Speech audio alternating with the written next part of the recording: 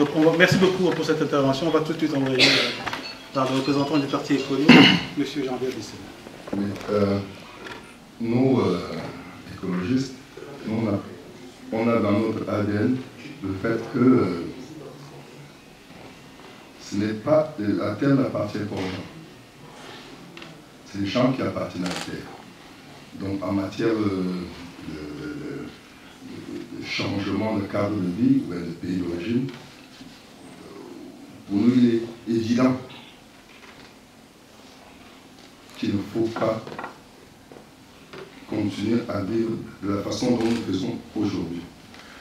C'est-à-dire, dans l'horizon politique des colons, en cette matière, je vais passer directement à la façon dont nous percevons les choses, nous les écologistes.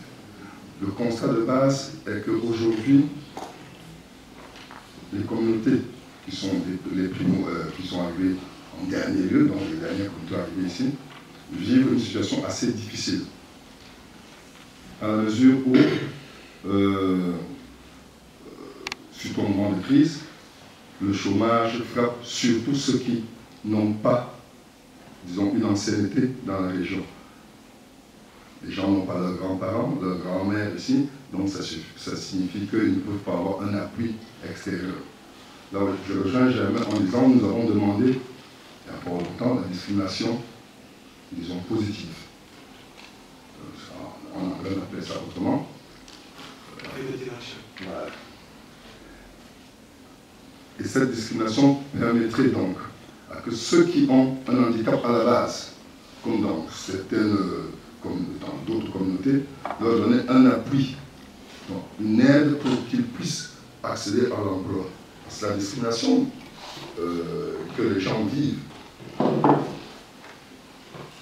Les groupes dominants, c'est-à-dire les groupes majoritaires, en général ne donnent pas facilement la place aux groupes qui viennent d'arriver.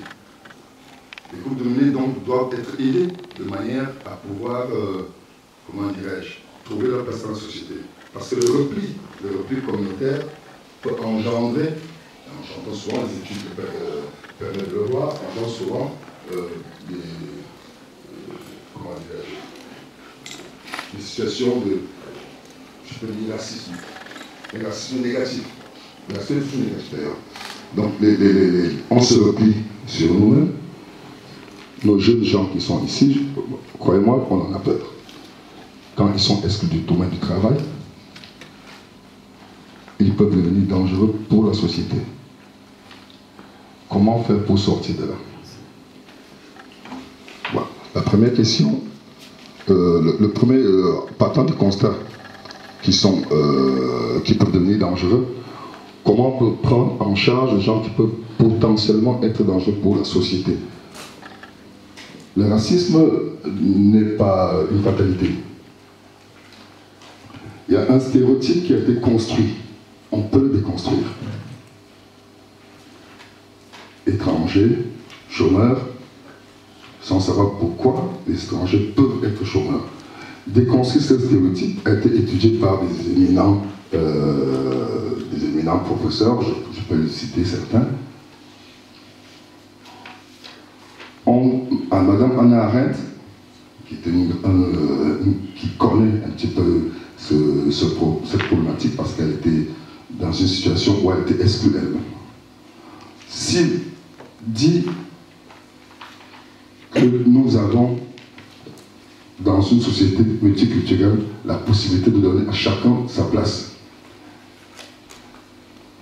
Ici, moi j'ai du mal à toujours me positionner en termes de Camerounais ou de... On est Belges ici, nous tous. Ou même presque. Et en cela, les jeunes qui viennent sur nous demander comment se fait que X a fini les études, qui est au chômage, on n'a pas beaucoup de réponses à leur donner. Mais les associations qui existent ici, nous avons demandé dans notre première proposition de soutenir les associations.